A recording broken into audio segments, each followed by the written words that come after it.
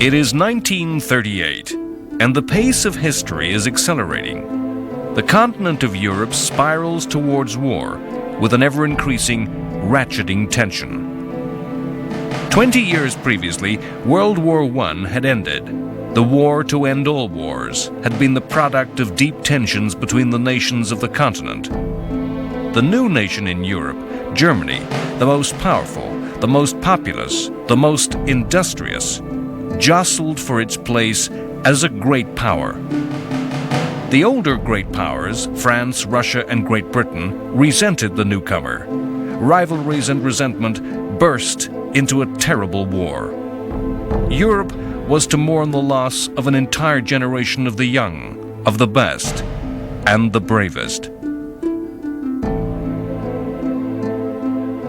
When the war ended, it ended not cleanly, not finally, not decisively, but in a way that meant a major war would soon return to Europe.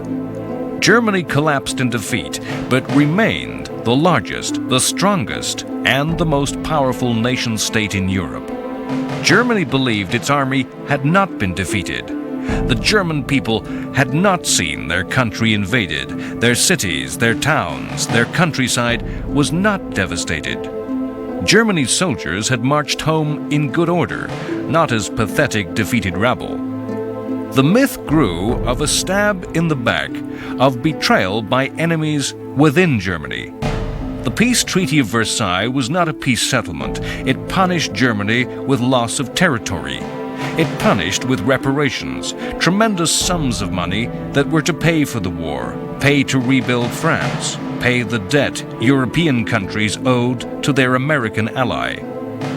It punished Germany by destroying the nation's proud armed forces. The German army was to be a fraction of its pre-war strength and deprived of the most modern weapons. The settlement did not destroy Germany as a threat, as a rival, and it provided Germany with yet new grievances.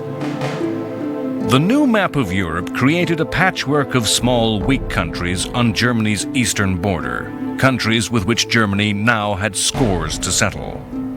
Versailles kept the war alive in the mind of every German.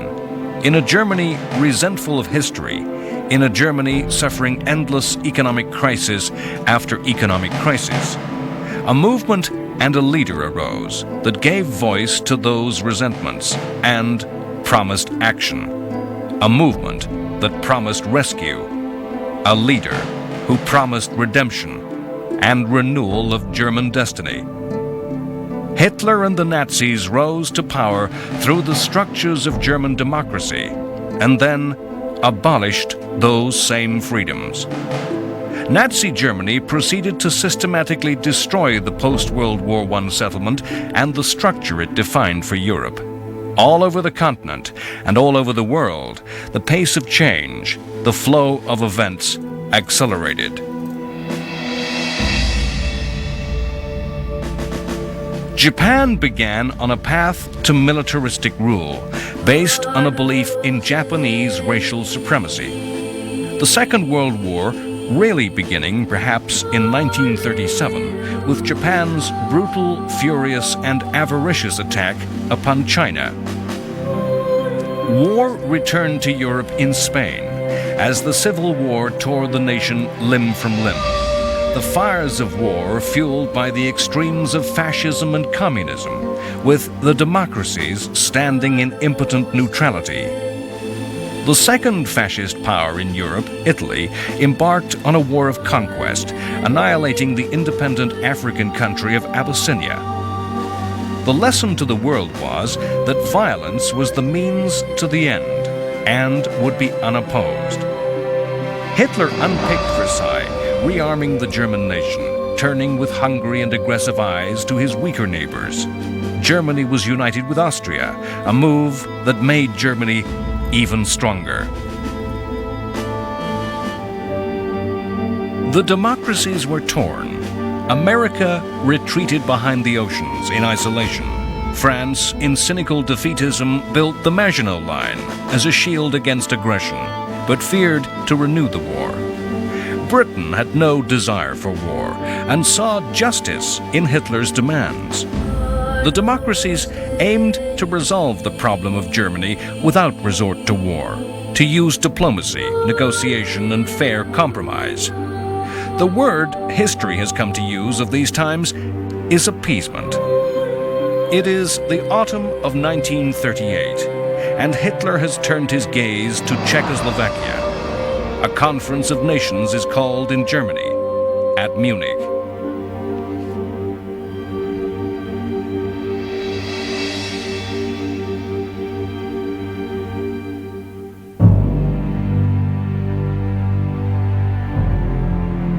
After the Anschluss, all of Europe knew that something else was going to happen, and knew that Czechoslovakia was going to be that something else. In October 1938, the leaders of the great powers of Europe gathered at Munich in Germany for what was, perhaps, the first modern summit meeting. But this was no stately diplomatic conference held in a palace. The leaders flew to a conference held before the newsreel cameras of the world under the gaze of the public eye. The leaders speaking sound bites for the media.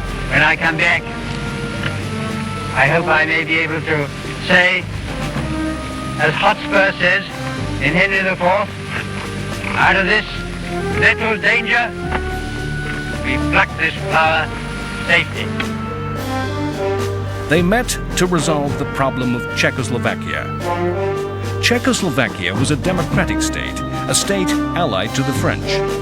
Czechoslovakia was a thorn in the side of Hitler's state, physically thrusting into the right, politically challenging both the ideas and beliefs of Nazism. Czechoslovakia was an isolated state, with Germany between her and her French ally, and surrounded by states that were unfriendly. If the conference failed, if Hitler and the Nazis chose to act against Czechoslovakia, there could be no half measures on the part of Britain and France, no sanctions that would help, no supply of arms. To protect Czechoslovakia from Nazi aggression would need full general war in Europe.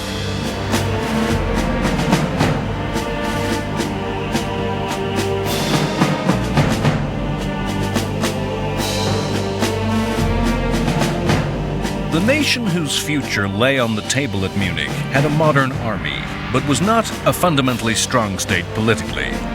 Czechoslovakia was not a state of Czechs.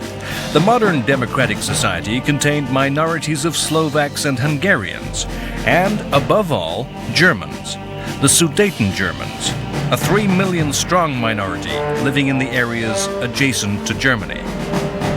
The Austrian Anschluss set these people afire with excitement. They were aflame, ungovernable, stirred by a call of history, destiny, and blood. The citizens of Austria abandoned democracy for nationalism. The Germans of Czechoslovakia went the same way. Hitler did not foment the nationalism in the Sudeten Germans. He simply tapped into passion and desire that already existed. Of course, Hitler sought to liberate his fellow Germans, but he also wished to eliminate the Czech nation as an ally of the French and add Czechoslovakia's modern industrial economy to Germany. As the leaders gathered, both sides had differing goals. Both Hitler and Czech President Beneš wanted matters brought to a head. Hitler and Beneš did not want to compromise. The Czechs knew that any concession to the German minority would bring demands from their other minorities. Hitler wanted total success. The French and the British wanted a compromise. They did not want to risk war or humiliation. In negotiation, the British, led by Chamberlain, actually thought the Sudeten Germans were a minority whose rights were ignored by the Czechs. The French had an alliance with Czechoslovakia, an alliance the French made for French benefit, to threaten Germany with war on two fronts. Now they realized they were impotent to aid their ally, and desperately needed to avoid the humiliation of breaking their promises to the Czechs. Chamberlain reluctantly said, "If Germany did decide to destroy Czechoslovakia, I do not see how this can be prevented." The objective of Britain and France at Munich was not to restrain Germany, not to counter Hitler's ambition. It was to make the Czechs give ground, to make concessions that would prevent a general European war. The Czechs aggressively opposed concession. At one point, in the spring of 1938, they had mobilized their entire army and placed it against the German border, terrifying Britain and France. All throughout the summer of 1938, the great powers of Europe had circled round each other, guessing each other's intentions. Benesch thought that by defiantly raising the stakes, he could make Britain and France threaten war, and so make Hitler back down. Hitler, knowing Britain and France's reluctance to go to war, insisted on having his way, rejecting compromise after compromise, angrily accusing the Czechs of attempting to ethnically cleanse the Sudetenland, and insisted that the Sudeten people would only be safe as part of Germany.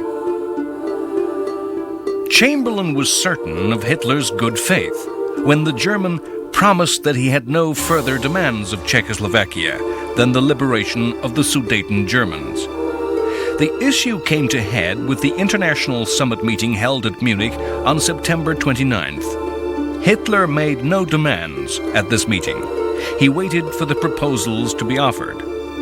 The Anglo-French offer to Hitler was everything he asked, the Sudetenland to be incorporated. Chamberlain firmly believed that the incorporation of the Sudeten Germans was the right thing to do, and believed Hitler when he said that he had no desire to rule the Czechs. The Czechs were told that if they did not accept, they, the Czechs, would be responsible for the war and could expect no help.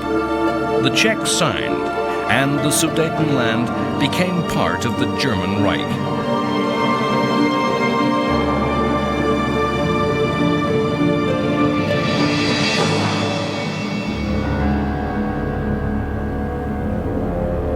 Many years later, as the war ended, President Benesch was to look at Prague as a city that had remained intact throughout the war. Benesch said, "Is it not beautiful? The only city in Central Europe not destroyed, and all my doing." The Munich Conference is regarded in history as the definitive appeasement and has made that word synonymous with betrayal. Yet, as we judge with the benefit of history, would we have gone to war? Or would we have seen, as did Chamberlain, principle and fairness coming together with expediency? Perhaps the words for which the Munich crisis is most remembered are not those of the agreement reached over Czechoslovakia. When that agreement had been made, Chamberlain requested another meeting with Hitler. He presented Hitler with the draft of a statement. "We are resolved that the method of consultation shall be the method adopted to deal with any other questions that may concern our two countries. We are determined to continue our efforts to remove possible sources of difference and thus assure the peace of Europe." Hitler happily and enthusiastically signed. It was this piece of paper that Chamberlain proudly waved to the crowds in London. It was of this that he was to say, "This is the second time that there has come back from Germany peace with honor. I believe it is peace for our time." If the French and British leaders had betrayed the Czechs, if they had foolishly given in to Hitler's lies, it was a betrayal that was welcomed. It was a set of lies that the populations of both democracies believed. In the streets of London and Paris, crowds reveled in the news that war was not to return to Europe. In the Sudetenland, the German population equally enthusiastically welcomed the advancing and occupying forces of the Third Reich. The democracies thought Munich a new Versailles, an epoch-making event that would establish a new order in Europe, a new system of security and peace throughout the continent. A settlement that killed Versailles for good, removing the tensions, the mistrust and the resentment, replacing a European order directed at Germany and German ambitions with one that was based upon fairness and justice. Hindsight, knowledge of what follows, makes us see the whole affair as a fraud. The events at Munich were logical. They followed on from events which had gone on before. The French had abandoned each clause of Versailles without a fight. The French did not fear military defeat. They had absolute faith in the Maginot Line. But they saw no point in going to war over minor issues and abandoned their ally when it threatened to bring war. The United States was not present at Munich. In later years, America would congratulate itself at having had no part in the affair and condemn the other democracies. The lesson America drew in the medium term, when Munich went quickly sour, was that they should withdraw even more from world affairs. Yet Roosevelt's words on the agreement made by Chamberlain were simple: good man. It's a pointless speculation to wonder what if America had lent its weight to the cause of democracy at Munich. The Russians resolved that Britain and France could not be trusted as allies against Nazism, and that the USSR should seek an understanding with Hitler. Britain worked from a moral position. Britain's position was that Germany did have a moral right in the Sudeten territory. They saw the Europe that Munich created as a safer, more stable place. Once the authority of the Czech government was broken by the transfer of the Sudetenland, the state of Czechoslovakia fell apart along its own fracture lines.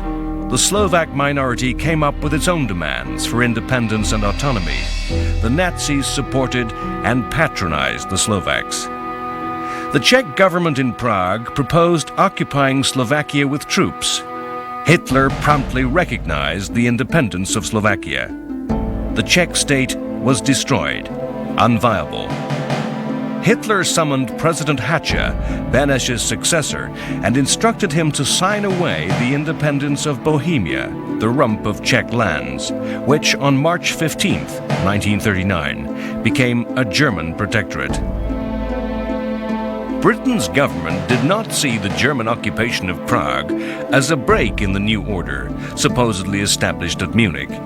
As German troops brought Nazi rule to the Czechs, the British government held that the events simply proved that the Czech state was unviable, fractured by nationalities, and that Europe was made a safer place by its absence. Where the events really shifted, where history took a new path, was in a groundswell of public opinion. Perhaps in reaction to the joy of Munich, British attitudes in the streets, the views of ordinary people changed. Hitler would never be trusted again.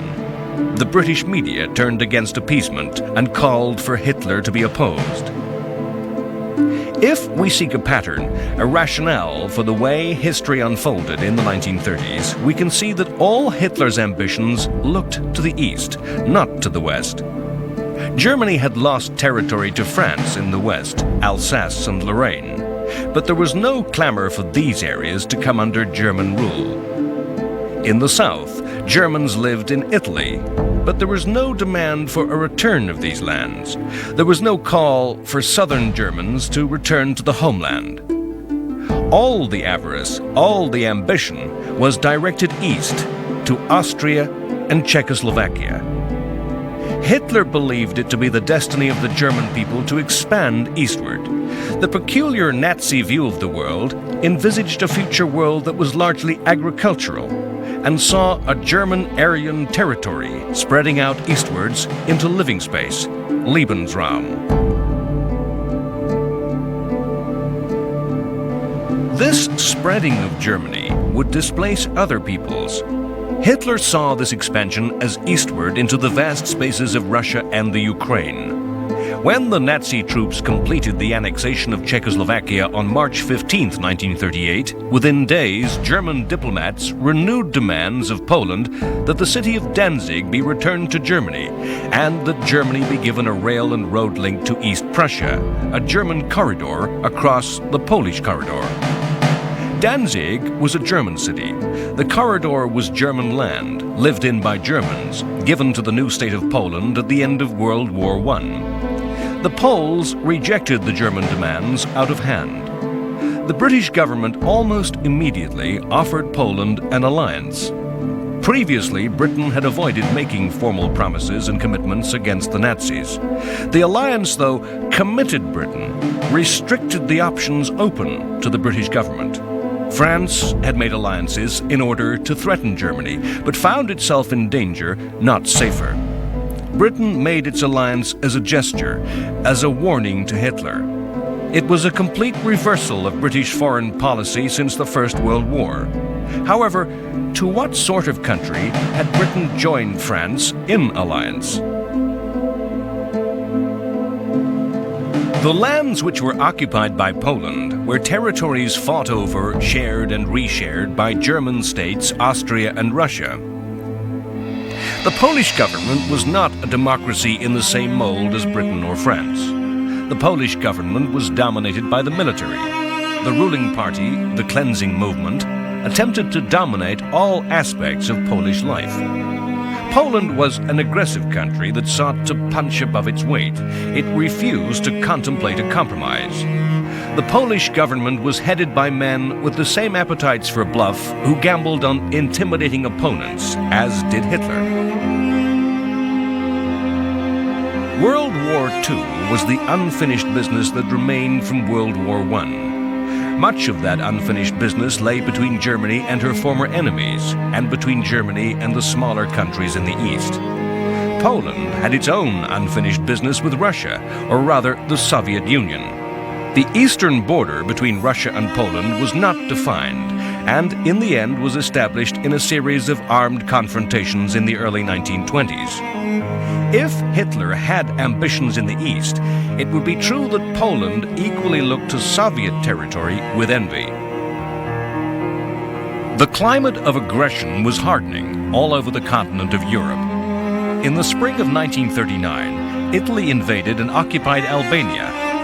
Mussolini, always keen to emulate Hitler, always driven by envy of Germany, and resentful of the success and dominance of what he thought the junior fascist power in Europe, mounted an attack on his neighbor across the Adriatic. The victory of the Italians was easy. Albania, with a population of barely 1 million, was the most primitive state in Europe. Politically a tribal monarchy, riven by feudal clans and factions, the country was taken over in days, with almost no fighting. Annexed to become Italian territory, the King of Italy declared the King of Albania. Mussolini intended that Albania be used as a stepping stone on a path of conquest throughout the Balkans and southern Europe, to enable Italy to dominate the Mediterranean. In an attempt to head off war with Germany over Poland, Britain and France recognized and accepted the Italian action.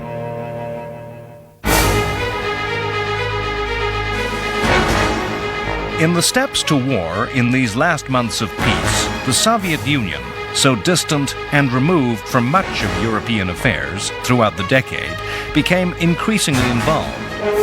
If Hitler was the prime mover of war, the originator of the events that impelled the continent to conflict, it was Stalin that opened the door for Hitler to walk to war. With the conflict over the Polish corridor in Danzig, Hitler's aggression and ambition finally began to impinge on Stalin and the Soviet Union. Britain and France saw the Soviet Union as the key to deterring war against Hitler. British Prime Minister Chamberlain and French Premier Daladier knew that if Hitler chose to fight in Poland, their alliances with Poland would be of little practical help.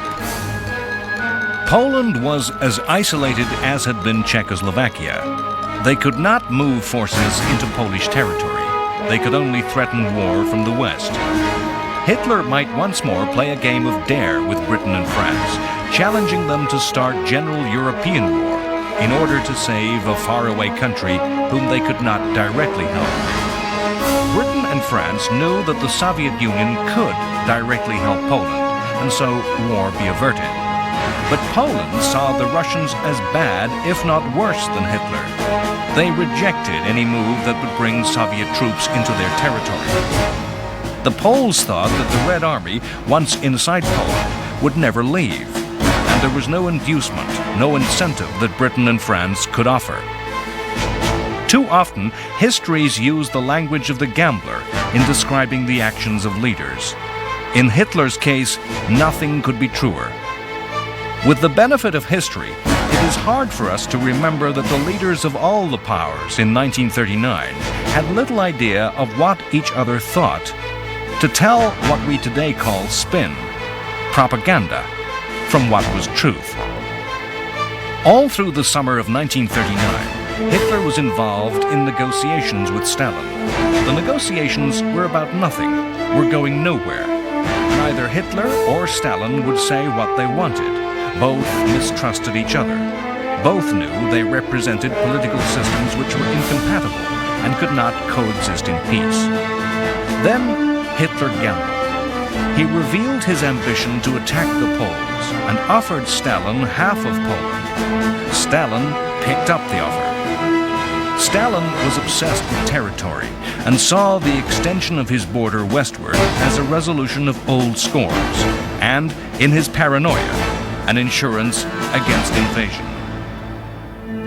A non-aggression pact was signed between German Foreign Minister Ribbentrop and his Soviet equal Molotov on August 22nd. This news shocked the world, and at a stroke all strategies of the British and the French were in ruins. No one knew of the secret clauses built into the pact that in the event of war between Poland and Germany, the USSR would attack in the east and take the eastern half of the Polish nation. Poland was falsely confident. It knew nothing of the secret agreement. Poland thought that Britain and France would attack in the west, causing Hitler to split his forces. In fact, when war broke out, the French did nothing and sat behind the Maginot Line, making small attacks, slowly mobilizing, calling up strength.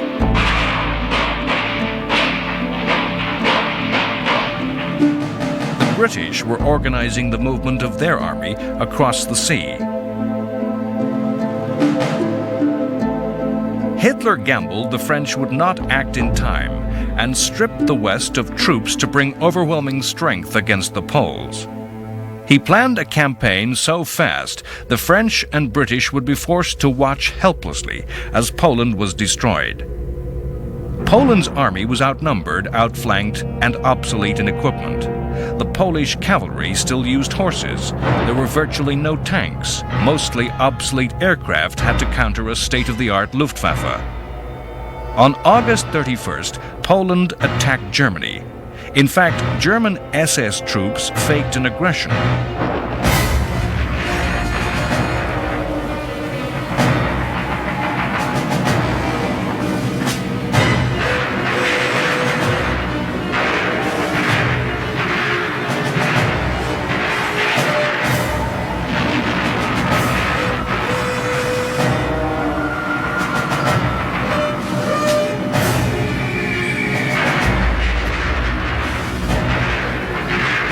By the end of the next day, the Polish Air Force had been destroyed and the German army was deep into Poland.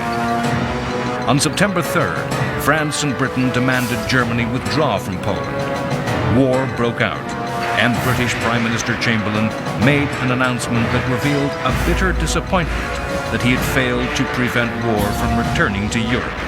I am speaking to you from the Cabinet Room at 10 Downing Street. This morning, the British ambassador in Berlin handed the German government a final note stating that unless we heard from them by 11 o'clock, that they were prepared at once to withdraw their troops from Poland, a state of war would exist between us. I have to tell you now that no such undertaking has been received, and that consequently this country is at war with Germany.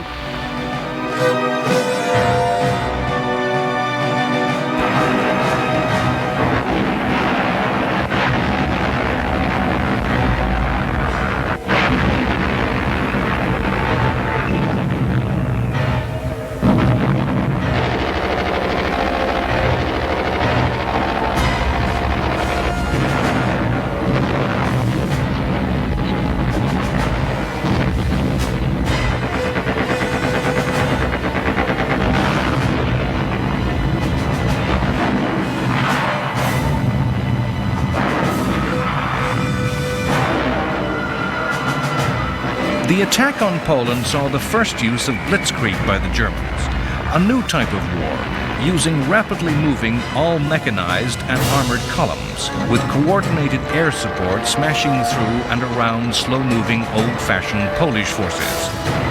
The Polish army were rapidly surrounded and cut off.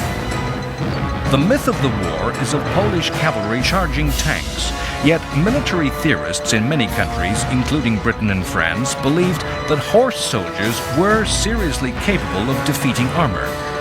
Britain and France ignored the lessons of Poland.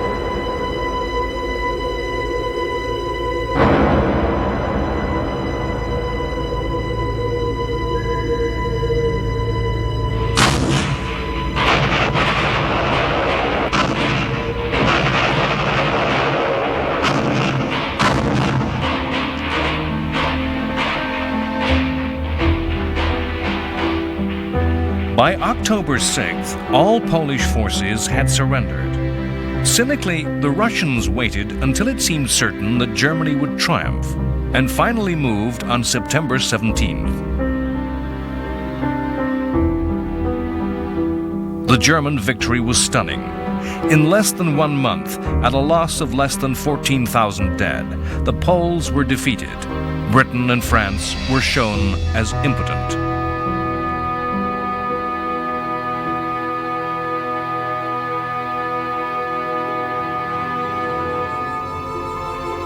In the United States, President Roosevelt induced Congress to repeal an arms embargo, but the supply of arms was limited to cash and carry.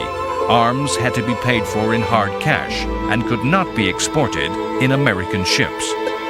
American public opinion was anti-Nazi and suspicious and fearful of Japanese ambitions in the Pacific, yet equally anti-war, the feeling of the ordinary American mirrored by the majority of Americans in public life. Charles Lindbergh, aviator and national hero, was an outspoken opponent of America having anything to do with a European war. America quietly hoped that Britain and France would somehow contain the Nazis and that some compromise could be worked out with Japan. In the tangle of events, spreading out from Hitler's decision to attack, was a single-page letter from Albert Einstein to Franklin Roosevelt. Einstein, the most eminent scientist of his day, German and Jewish, a refugee from Nazism, was the only scientist who could write directly to the president and be taken seriously. Einstein warned Roosevelt of Germany's plans to investigate the military uses of uranium, of the newly discovered atomic energy. He warned that in taking over Czechoslovakia, Germany had secured a rich uranium mine. This single letter was to bear fruit 5 years later over the Japanese cities of Hiroshima and Nagasaki. Germany's ally Italy stayed out of the war, remaining neutral. In March 1939, Italy and Germany had finally made a formal alliance, what Mussolini grandiosely called the Pact of Steel. The pact declared that either country was to come to the aid of the other if attacked, and gave Italy a free hand to direct strategy in the Mediterranean. As the pact was put into writing, the Italians signed on the verbal understanding that war would not come until 1943. It is a fact of history commonly lost that the pre-war relationship between Italy and Germany was not strong. Mussolini resented Hitler. The Germans thought Italy's imperial adventures ill-advised. Hitler had hoped that a war might start between Italy and France alone, which might distract and weaken France. The British and the French hoped from time to time to prize Italy and Germany apart. The two dictatorships had differences over the Anschluss with Austria. Had Mussolini offered an alliance to the democracies, they would have accepted. Hitler and Mussolini did come to have a strong personal regard for each other, but this was not something shared by the respective military and naval commanders, nor by the ordinary Italian and German. Italy's strategic interests lay in expansion and control of the Mediterranean, the Lebensraum of the Italians, what Mussolini referred to as Mare Nostrum, our sea. War came as a surprise, the pace of events overtaking world leaders. No country on either side was ready to fight in 1939, and all were taken unawares by the outbreak of war. Germany worked to a long-term plan. Hitler had come to power in 1933 and looked for a period of 10 years before rearmament was complete and the Austrian and Czech territories absorbed. Italy was not ready for war and saw in the Pact of Steel a guarantee of 5 years' peace. With the British and French declaration of war, the fighting spread across the world. Both countries were the center of worldwide empires. Britain was to call upon soldiers from Australia, New Zealand, Canada, and South Africa, the Dominions, self-governing members of Britain's family. These countries willingly and unhesitatingly declared war on Germany at the same time as Great Britain. From the colonies of the empire, Britain was to summon Indian, African, and Caribbean soldiers. French forces contained soldiers from Africa and Indochina. Presciently, some of France's toughest fighters were from Vietnam. The first week of the war did in fact see a French offensive in the west, remarkable in the fact that its effect was so limited. Small numbers of French soldiers pushed 8 kilometers inside Germany to within sight of the Siegfried Line, a line of German fortifications, the match of the Maginot Line. And there they stopped. The professional predictors and theorists, men who look into the future and attempt to foretell the future wars, often fail to see accurately, misreading the lessons of the past. In the summer and late autumn of 1939, much of Europe lived in a state of febrile panic, fearing attack from the air with bomb and poison gas. Futuristic theories of war predicted mass aerial assaults on the city centers. It was commonly held that no defense was possible against attack by bombers. Everywhere shelters were dug, sandbags were piled around the doors and windows of shops and public buildings. The people of Britain had been issued with 38 million gas masks. No citizen was meant to be without his mask at any time. This was a time when the life of the civilian descended into black comedy and farce. The distinctive cardboard boxes and bags in which the gas mask was carried was too often turned into a useful shoulder bag and contained a worker's lunch. A market in sandbags developed, with speculators having bought up supplies in advance of war. New ranks of officialdom appeared. Air raid wardens patrolled the streets. They were to warn of gas attack by using children's rattles. They enforced a strict blackout at night, ensuring no light showed that could guide enemy aircraft. An immediate reaction to the outbreak of war and the fear that aerial attack was imminent was the mass evacuation of children from cities to safe areas. By the evening of September 3rd, nearly 1.5 million children, mothers of infants and pregnant women, had been moved to safety. In fact, fear of reprisals by chemical weapons meant that neither side in Europe was to risk their use at any time in the war. Britain and France, although having done all they could to avoid conflict, were in fact able to look to a coming war with confidence, not with fear. The subsequent history, collapse and rout that filled the following years clouds our judgment to the fact that as Britain and France mobilized, called up their reserves, marshaled and equipped their troops, the numbers made war in 1939 appear a risky undertaking for Germany. If the leaders of Britain and France laid out their relative strengths on paper, they could sleep easily. Counting the armies already in the field, Britain and France could more than match Germany's strength when fully mobilized. mobilized, with all reserves called up. Britain and France combined could count on a total of 3 million to Germany's 2.5 million. Even though Poland's 2 million strong army had crumbled and Germany could now bring all its strength to the Western Front, Britain and France could feel confident. The British Royal Air Force and the French Air Force combined were the equal in number to the Luftwaffe. Of course, Britain liked to see itself traditionally as a great naval power. The concept of the alliance with France was that the Royal Navy would impose a naval blockade upon Germany, while the bulk of the fighting on land was to be performed by the French army. The Royal Navy was then the largest in the world. The British Navy's corps of decisive weapons were 15 large armored battleships and battlecruisers, 7 aircraft carriers, and over 50 submarines. France, Britain's traditional naval enemy, had a fleet of 9 battleships and over 70 submarines. Germany's navy was small, 5 battleships and 50 U-boats. In World War I, the war at sea had played a hidden part in the war. The German submarine campaign had nearly forced Britain from the war, destroying the imports of food from the empire, which Britain needed to feed its population. In the later years of World War I, a fierce blockade by the Royal Navy had caused famine amongst the German population. Britain was vulnerable because so much of her food and materials came over long, extended sea lanes. Germany, because her coastline was so small, easily blockaded a few ports that could easily be closed shut. As the navies prepared for war, it was thought the war would be played to the same script as ever.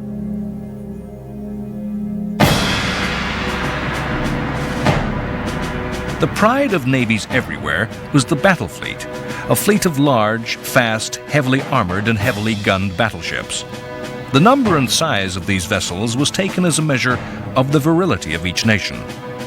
On these measures, the cards were stacked heavily against Germany. In World War I, the battle fleets of Britain and Germany had met for only a few hours.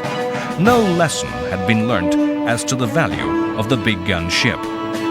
In between the wars, the size of the fleets and the size of the ships in those fleets were limited by international treaties.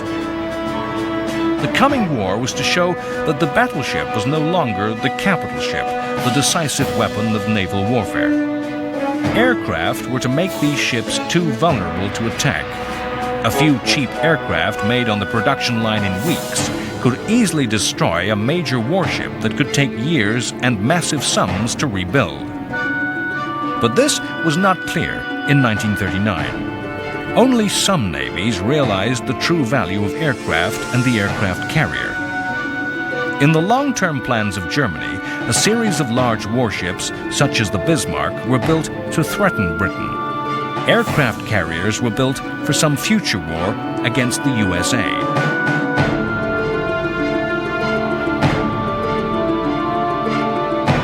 The submarine was regarded as so potent a weapon that it had been banned by the Versailles Treaty.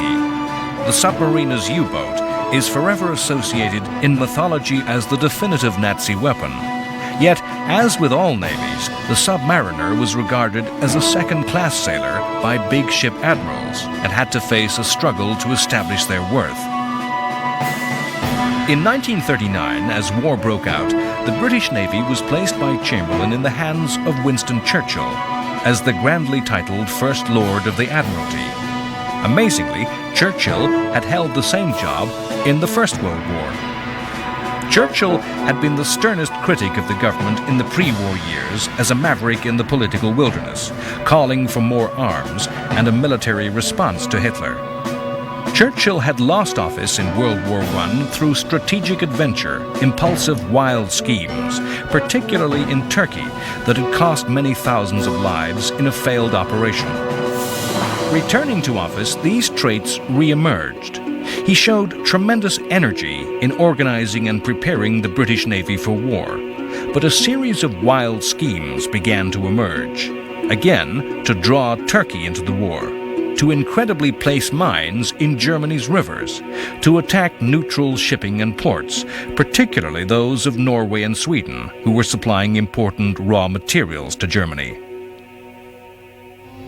Early on, in taking office, Churchill received a personal letter from American President Roosevelt.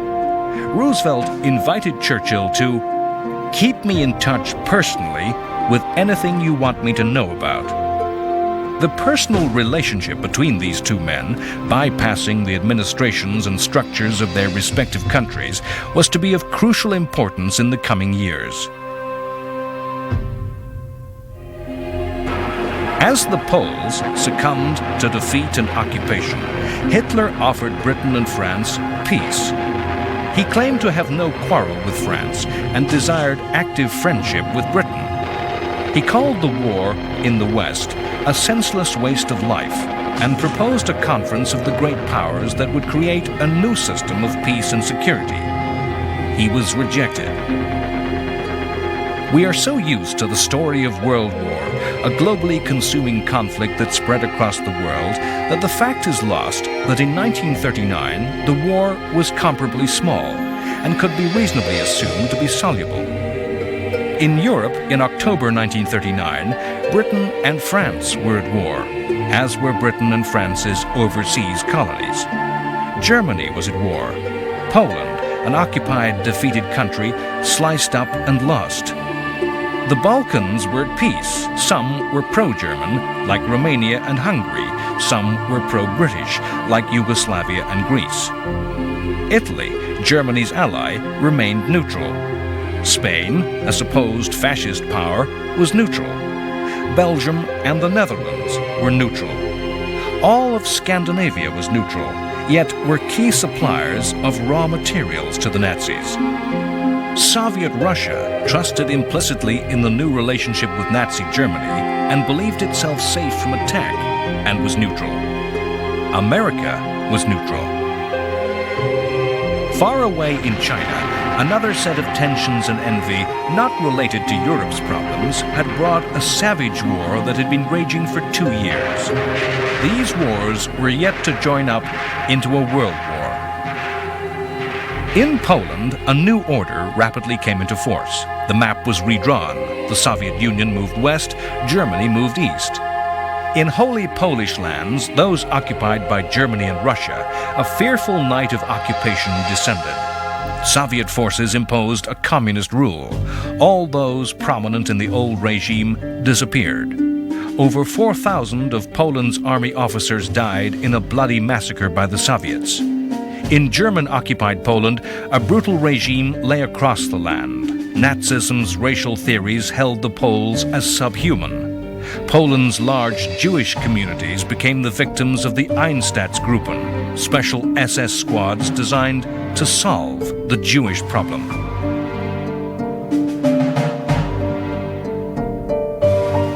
Freed of any fear of attack from the east, German will and forces turned to the west and began to assemble its might against the democracies. Yet, as the war settled into its third month, a strange calm descended in Britain and France. The shock of Poland's defeat receded. The aerial devastation by gas and bomb did not materialize. History was to name this period, with supreme irony, as the Phony War. Next time, on World War II, The Complete History. The war is fought in remote and distant places. At sea, huge ships engage in conflict. The British Navy corners the German battleship Graf Spee and forces her captain to scuttle his ship rather than face certain destruction. In the winter snows of Finland, the Soviet Union takes advantage of the new situation, invading, seeking to conquer the smaller state. The tiny Finnish army runs rings round the Russians amidst the forests and lakes. To the people of Britain and France, the war seems far away. It is the unreal war, the phony war. In the fields of northern France, a new British expeditionary force, in name and appearance so like its predecessor of 1918, takes its place alongside the French. It is the army that fought the Somme, Ypres, and Passchendaele, reborn. To the south, the French man and reinforce the Maginot Line, their new Verdun, an impregnable fortress which the Germans shall not pass. The world awakes from the dream of the phony war to the nightmare of reality. A bold strategic occupation of Norway brings Britain and France into direct contact with German forces for the first time. The result is fiasco, as British forces fall back in retreat. As a result, the British government falls and is to be headed by a man of destiny whose time has come, Winston Churchill.